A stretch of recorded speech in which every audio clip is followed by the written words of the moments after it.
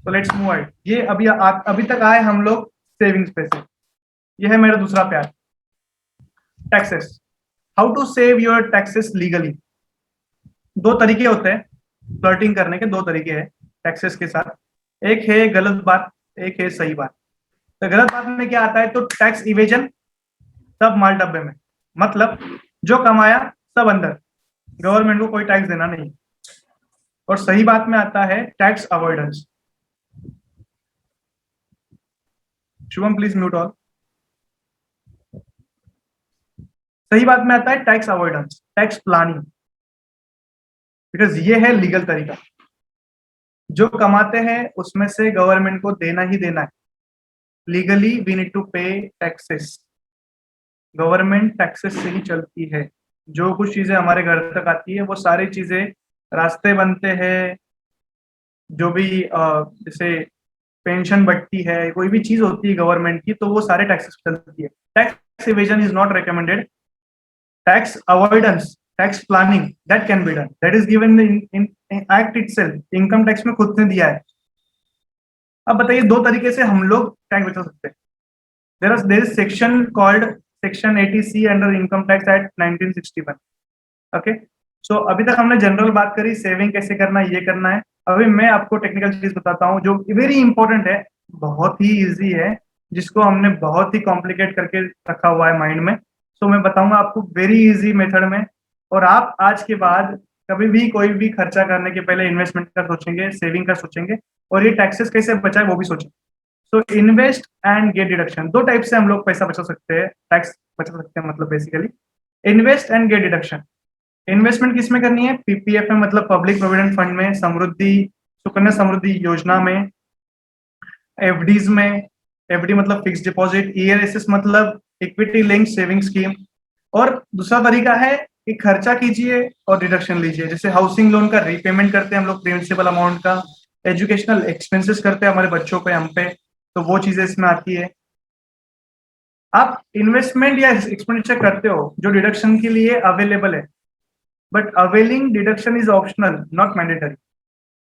It is your choice कि आप इसको खर्चा करके, जैसे मेडिक्लेम है, मेडिक्लेम आपने लिया, उसका डिडक्शन मिलता है 25,000 तक सेक्शन 80D के अंदर। तो वो आपका चॉइस है। If you wish to claim it you can claim it, if you don't want to claim it don't claim it, no issues. तो आपके पास बचते हैं दो चॉइस। एक है पे tax and keep remaining amount with yourself for spending the way you want, और दूसरा है, वाइज एडवाइस दूंगा मैं इसकी, तो वो है इन्वेस्ट एंड सेव टैक्स। आज टैक्सेस, एक्सेस टैक्सेस या ज्यादा टैक्स देके बचे हुए अमाउंट पे मजे करना, उससे अच्छा है कि कहीं इन्वेस्ट कर दो उस पैसे को और उससे टैक्स बचा दो। What are the options we have under eighty C. Eighty C ये सेक्शन है इनकम टैक्स का जिसमें टैक्स का मतलब अवेलेबल है आपको इन्वेस्टमेंट करने के बाद। टैक्स में से डिडक्शन मिलता है अप टू ₹1.5 लाख। टैक्स नहीं बचता, इतना टैक्सेबल अमाउंट जो टैक्स जिस पे लेवी होने वाला है वो इनकम में से कट जाता है 1.5 लाख। तो क्या क्या ऑप्शन देख लेते हैं हम लोग। Life insurance, equity link saving scheme, employ provident fund, public provident fund, national pension scheme, national saving certificate, Sukanya Samriddhi account, it is specifically for girl child, fix deposit, post office tax saving account, post office senior citizen account, tuition fees of children and home loan prepayment, as I told you. हम इसमें से कुछ 5 चीजों की बात करेंगे जो आपके लिए ज्यादा लुक्रेटिव, ज्यादा इंपॉर्टेंट है। और मैंने ये जो ऑर्डर रखा है ये इनके रिटर्न्स के बेसिस पे रखा है। मतलब ये इन्वेस्टमेंट करने से जो पैसे मिलते हैं, जो इंटरेस्ट मिलता है, जो भी रिटर्न्स मिलते हैं, उसके बेसिस पे रखा है। पहला है इक्विटी लिंक सेविंग स्कीम, वो देख लेते हैं हम लोग। इक्विटी लिंक सेविंग स्कीम मतलब क्या, तो हम लोग स्टॉक मार्केट में इन्वेस्टमेंट करते हैं, but in only in equity. इसको 3 साल का लॉक इन पीरियड होगा। इसमें से जो लॉन्ग टर्म कैपिटल गेन आएगा, लॉन्ग टर्म कैपिटल गेन मतलब if we keep that for more than 12 months, जैसे 3 साल बोला तो मोर देन 12 मंथ्स हो गए, तो 12 महीने का बेचते तो उसको बोलते हैं लॉन्ग टर्म कैपिटल गेन। तो जो भी गेन होगा, if that gain does not exceed 1 lakh rupees, that gain will be exempt at all, मतलब no tax will be levied on that below 1 lakh gain. If you are getting more than 1 lakh as a gain, long term gain, then you will be charged by income tax at the rate 10% on that above 1 lakh amount. Okay, the minimum investment is 1000 rupees. Then it comes to Sukanya Samriddhi Yojana. ये बहुत ही सोची समझी चीज है और ये girl child के लिए जबरदस्त चीज है. आपके यहाँ पे कोई जैसे लोग होते हैं, जैसे हम लोग तो करते ही है, हम लोग प्रमोट करते ही है इसको, गवर्नमेंट का स्कीम है. ये एटीसी में जो भी चीजें है ना, वो सारी चीजें सेविंग को प्रमोट करती है. इसके लिए मैंने टॉपिक सेविंग लिया और फिर टैक्स सेविंग लिया. तो सुकन्या समृद्धि योजना में जो बच्चे के नेचुरल पेरेंट्स है, ओके, जिन्होंने उसको बर्थ दिया है और लीगल गार्डियन है कोई, ठीक है, तो वो एक फंड बिल्ड करते हैं for the purpose of that child, girl child education और मैरिज. आप बहुत बार देखे होंगे कि गर्ल चाइल्ड को एजुकेशन नहीं देते बहुत लोग, है कुछ बैकवर्ड सोच है लोगों की आज भी. तो वहां से लोग देखते हैं कि भाई गर्ल चाइल्ड को नहीं पढ़ाना है, हमको बॉय चाइल्ड को पढ़ाना है, राइट. तो ये वहां से देखा गया है कि भाई उनकी शादी के लिए पैसा जमता नहीं बहुत बार. तो आपके यहाँ पे कोई जैसे कोई वर्कर है, ड्राइवर है, कोई काम वाली बाई है, इन लोगों को भी प्रमोट कीजिए to do this thing, because ये लोगों को फ्यूचर में जब शादी करनी होती है अपने बच्चों की, तो पैसा नहीं होता है. I really feel bad about it. उस टाइम पे वो लोग कॉम्प्रोमाइज करते हैं और उनको दिक्कत पड़ती है. So what I see into this Sukanya Samriddhi Yojana, ये तो हमारे सेविंग पर्पस के लिए तो है ही, पर ये लॉन्ग टर्म के लिए एक फंड बिल्ड करता है हमारे बच्चों के लिए, एजुकेशन के लिए, मैरिज के लिए. तो इसके कुछ कंडीशन से बता देता हूँ सिंपली. 1 अकाउंट पर चाइल्ड होना चाहिए, हो सकता है, मैक्सिमम 2 लड़कियों के लिए हो सकता है. अगर you have 3 girls, then only 2 girls amount can be claimed here. Can be opened before बच्ची जैसे लड़की है, गर्ल चाइल्ड 10 साल की एज के नीचे होती है तभी इसको शुरू करना होता है. इसका lock in period up to the age of 21 years और मैरिज विच इज अर्लियर है. इंडिया में 18 साल के ऊपर की एज की बच्चियों की हम लोग मैरिज कर सकते हैं. तो 21 ईयर्स तक इन्होंने कंसिडर किया लॉक इन पीरियड और मैरिज विच इज अर्लियर. और इसमें से जो पैसा मिलेगा, इंटरेस्ट मिलेगा फ्यूचर में, इसमें से मैच्योरिटी मिलेगी, वो भी एग्जम्प्ट होगी. करंट रेट चल रहा है इसका 7.6% compounded annually. Okay, partial investment can be drawn after 18 years of her age. Education के लिए आप इसको विड्रॉ कर सकते हो, बाकी मैरिज के लिए तो कर ही सकते हो. ओके, मिनिमम इन्वेस्टमेंट इसमें 1000 रुपए. पिछले वाले में देखा हमने कि मिनिमम इन्वेस्टमेंट 1000 रुपए, इसमें भी है मिनिमम इन्वेस्टमेंट 1000 रुपए. Now it comes to third, public provident fund. Current rate इसका है 7.1%. Public provident fund. It is different from provident fund, employee provident fund. जहाँ पे हम salaried employee बोलकर काम करते हैं, वहां पे भी employer मतलब अपना जो owner of the your जो आपका एम्प्लॉयर है, वो आपको प्रोविडेंट फंड काटता है आपका 12% आपकी सैलरी में से काटते हैं हर महीने, और उनका इक्वल कंट्रीब्यूशन होता है ऑल. उससे ये अलग है, ये पब्लिक प्रोविडेंट फंड है.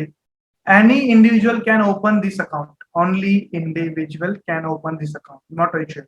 एचयूएफ मतलब हिंदू अनडिवाइडेड फैमिली, वो नहीं कर सकता. तो इंटरेस्ट और मैच्योरिटी इसका एग्जम्प्ट रहेगा. लॉक इन पीरियड 15 साल रहेगा. पार्शियल विड्रॉल 7 साल बाद अलाउड है.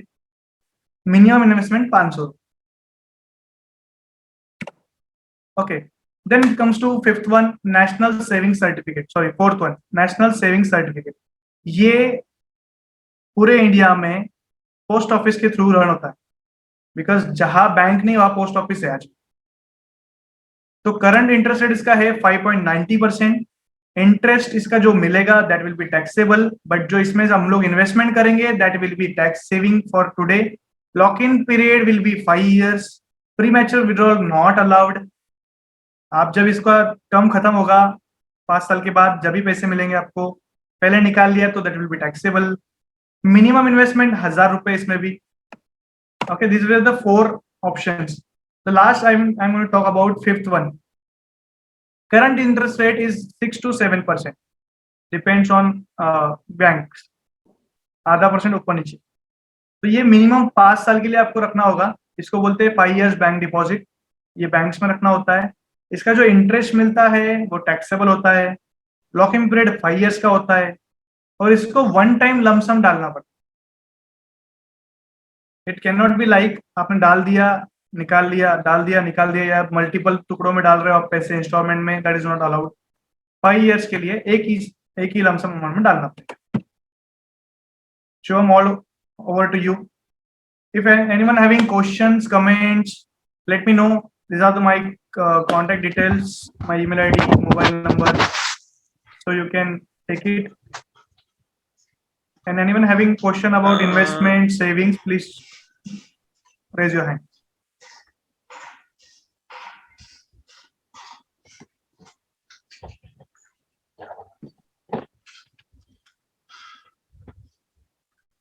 Do anyone have any question? सागर भैया मुझे क्वेश्चन है। Okay, please. What exactly is HUD? Means like Hindu Undivided Family. HUF. HUF. Okay. HUF is like उसके नाम में ये पहली चीज तो it is Hindu Undivided Family. मतलब it can only be created by Hindu only. Okay.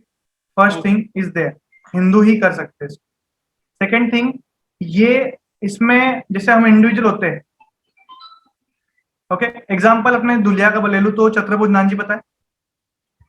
Yes. उनकी multiple shops है, मधुरम ले लो, किलोसिया ले लो, या छत्रपति नानजी ले लो, तो इसको हम लोग कंसिडर करते हैं एचयूएफ। ठीक है, एचयूएफ में जो घर में सबसे बड़ा होता है, जनरली ही इज द कर्ता। कर्ता मतलब the person who is taking the decision for the HUF. Okay. There are multiple types of status, or you can say constitution we have in the income tax.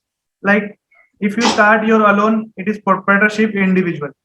If you go for HUF, HUF का property members और co-partner होते हैं उसमें। It is a elaborative concept. So basically HUF is Hindu undivided family. ये एक family को एक साथ एक बिजनेस में जोड़े रखने के लिए बनाई गई जाती है और इसको कर्ता ऑपरेट करता है। अच्छा, thank you. Okay. Does anyone have any questions? Yes. Anything about salary, deductions, investments, whatever? Hello, sir. Yes, please, Sanjana. Mutual funds के रिगार्डिंग कुछ आप कहोगे क्या कि कैसे इन्वेस्ट करना, कैसे? Okay. Mutual fund. There are two types of investment. Yes, I will say. There are two types of investment we can make in mutual fund. एक होता है systematic investment plan, मतलब हर एक ड्यूरेशन से, मतलब जैसे 15 दिन में, महीने भर में हम लोग इन्वेस्टमेंट कर सकते हैं। जैसे मेरा इन्वेस्टमेंट एग्जांपल के लिए, मैं 3000 rupees per month multiple funds में डालता हूँ, मतलब 1000 रुपए पर फंड्स में डालता हूँ। मेरे पास 3 फंड है, एक्सिस, एक सुंदरम और एक फंड है HDFC टॉप 100। तो ये 3 फंड्स में मेरा पैसा है। क्यों 3 फंड्स में डाल रहा हूँ? तीनों डिफरेंट सेक्टर की। ठीक है, मैंने 2012 में स्टार्ट किया था इन्वेस्टमेंट, अक्टूबर 2012, और आज में अपन खड़े हैं जून 2021। तो यू कैन सी 9 इयर्स का स्पैन है।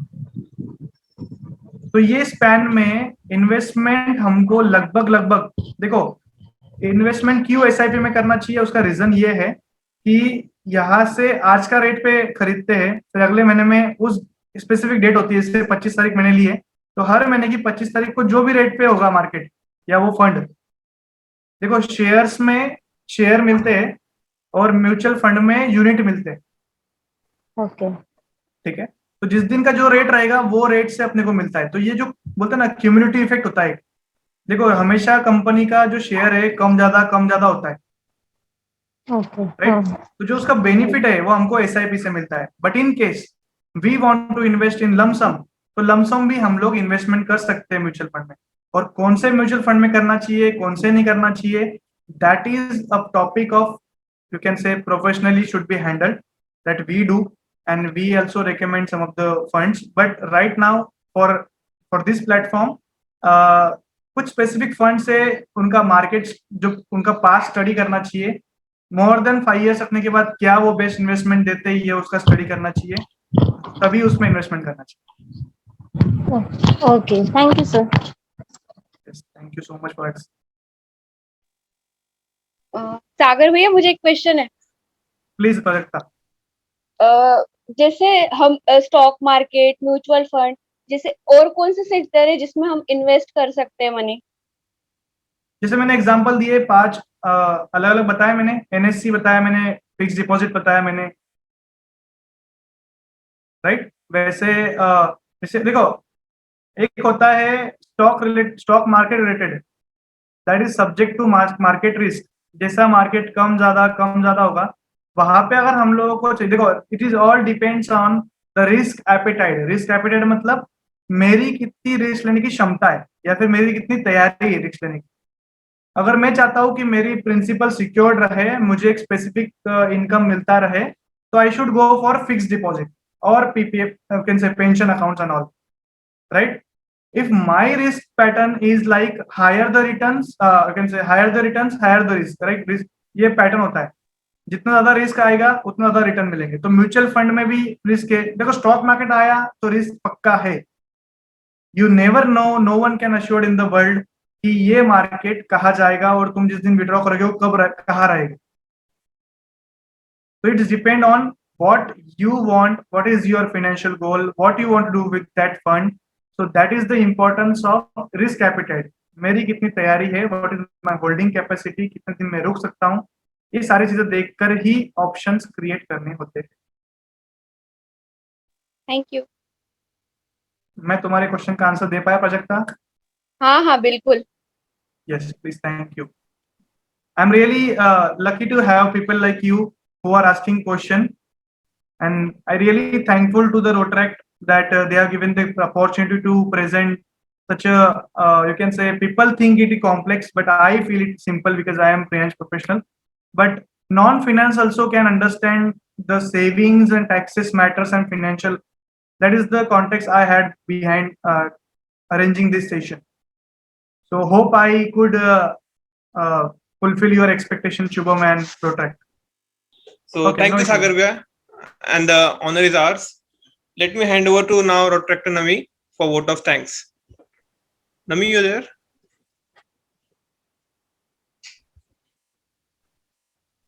Yeah, thank you, Shubham. So, firstly, I'm Rotaractor Nami Jain, District Professional Service Director. Thank you to DRR Swapnil Gaur, who is not present due to his pre-commitments, but giving us a green signal on conducting this webinar in a very short interval. Thank you, Rotaract District 3060 for supporting it, and Rotaract Club of Dhulia for hosting it. Thank you, Rotaractor Shubham Agarwal, for wonderful sharing the project, handling the technicals, and hosting it. Thank you, Rotaractor K. Sagar Garg, for giving wings and new perspective towards savings, investment, and paying tax. Thank you to all the audience. Ashwin, Without you all, it wouldn't have been worth it. Dear all, now the wings are given. Fly high with this powerful step. And believe me, with time, this would be worth it all. Thank you. Thank you all. Further, I request everyone to sit and raise your right hand for national anthem. जनगण मन अधिनायक जय हे भारत भाग्य विधाता पंजाब सिंध गुजरात मराठा द्राविड उत्कल बंगा विंध्य हिमाचल यमुना गंगा उच्चल जलधि तरंगा तव शुभ नामे जागे तव शुभ आशीष मांगे गाहे तव जय गाथा तव शुभ जन गण मंगलदायक जय हे भारत भाग्य विधाता जय हे जय हे जय हे जय जय जय जय हे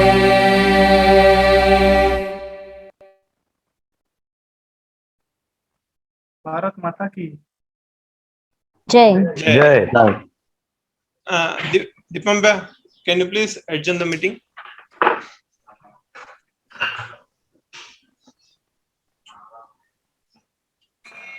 Meeting adjourned. Thank you everyone for being present here.